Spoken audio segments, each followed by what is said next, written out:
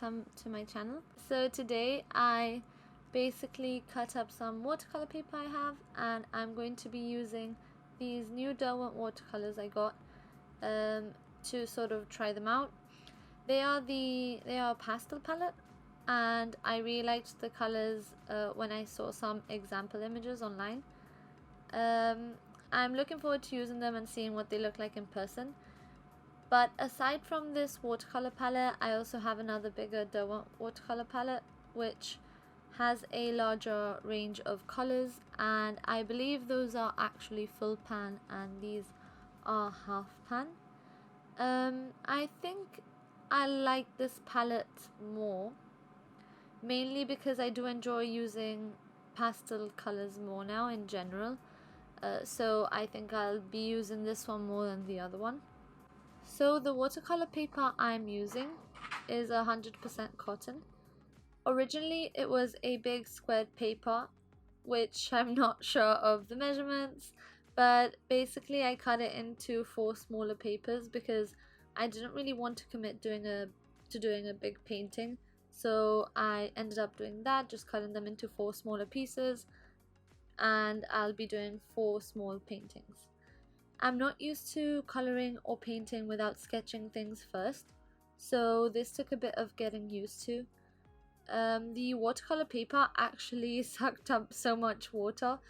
I know this should be obvious with it being 100% cotton, but I've never really used this paper before. So, well, actually I think I did use it once when I got my other watercolor palette, but I've not used it to the extent of seeing how it works, so I just sort of used it to paint on it and that's it.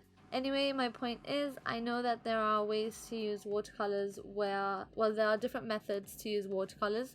One of the methods I've seen other people use is where you first sort of wet the paper quite a lot in order to then add the pigment and for it to spread. I'm not sure if I'm explaining myself very well, but I'm not sure if it's due to the paper or the actual watercolors.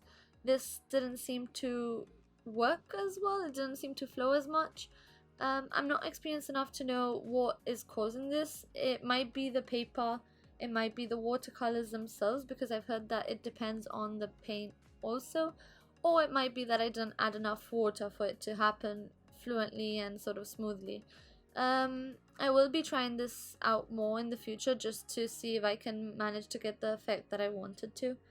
At the beginning, it was sort of mostly getting used to the colors as well as the paintbrushes. The paintbrushes I used are actually for watercolor, and my mom gifted them to me for Christmas. So I'm not really sure how much they were or what make they are, but I will do my best to link it below. So as for the actual paintings, I just went on Pinterest and painted anything I saw that I liked at the moment. My main focus for this was more sort of swatching, or well, not swatching I guess, but using the colors to see how they worked and how the colors looked once they were on paper, both wet and dry, and seeing what I could do with them. Originally I actually wasn't going to voice over this video because I was talking in real time, but there was actually someone playing music loudly in my block, so I had to voice over. I didn't know how noticeable it was going to be, but once I actually listened to the footage, it was basically louder than my voice. So here we are. So yeah, this first painting is going to be, well, the first painting took me longer than the others. I do 4 in total, but to be honest, this might actually be my favorite one out of the 4. The bird was difficult to paint without drawing it beforehand. It was very nerve-wracking because the thought of going in without a sketch or outline is not something I'm used to at all. So originally I was actually going to include all 4 paintings in this video, but that would have made the video too long probably. Just this painting takes up to 10 minutes and it didn't really feel right speeding it up more than I actually did. I actually did them in 3 separate sittings, so it's not wrong to say that uploading them separately is actually more real time. but it's just not what I had in mind at first. But yeah, so I will be splitting this video into 2 or 4 parts maybe, depending on how long the footage for the others is. This one took me a bit longer just because I went in with one color and then I went in with the other and it wasn't quite what I liked, and I also wanted to add multiple layers to the flowers, which meant I sort of had to wait for each layer to dry, which is not something I'm used to.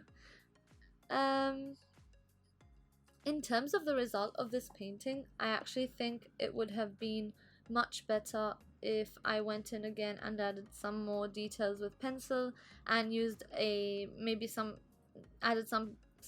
paint splatters to complete the look. But just for the sake of trying out the colors and getting used to the palette, I didn't want to get into too much detail for these. I could have probably mixed these colors a bit more, but I feel that although they are beautiful, this palette doesn't have enough dark shades to sort of give the contrast I would like to at times. The darkest color is the grey, which has a tinge of red in it. It's not very dark, and the blue is also very bright, so even when you mix them together, it doesn't darken them enough or as much as I would like to. That being said, if you want to try out watercolors and you like pastel shades, I would definitely give this a try. The only fault I could find was basically that the yellow is very bright and it doesn't bring a white. So if anything, I might, if I could choose, I would switch out the dark grey or the light grey for a white, just because, well, the grey isn't as useful, and I think with a white you could have just made grey out of the black, and also the grey can't really be used to make the dark shades that I prefer, so I feel like a white would just generally be more useful. Or maybe instead of getting a white, just having a lighter yellow might be good also. But yeah, overall it's a beautiful palette and I recommend you try it if you want to give watercolors a go. Obviously, in terms of how good the paints are compared to others, I'm not the person to tell you that. I found personally that even though the other watercolors I used were also Derwent, these watercolors felt very creamy and easy to use, and I enjoyed using them more than the others that I own.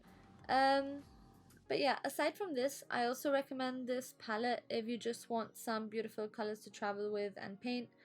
However, I don't use it for that purpose, and I'm sure there are other palettes which might, be more practical than this one is. But yeah, I honestly think this one would make a decent travel palette and it wouldn't be a bad choice. It's also quite affordable. I think it was only 20 odd pounds. So it can be an option if that's something you're interested in doing. Anyway, I think that's it for this one, and I just wanted to thank you for watching this far. I really do appreciate it. If you are still here, please don't forget to like and subscribe for more content, as it would help me a lot. If you also drop a comment down below, I will be eternally thankful, and I promise it will help me keep smiling.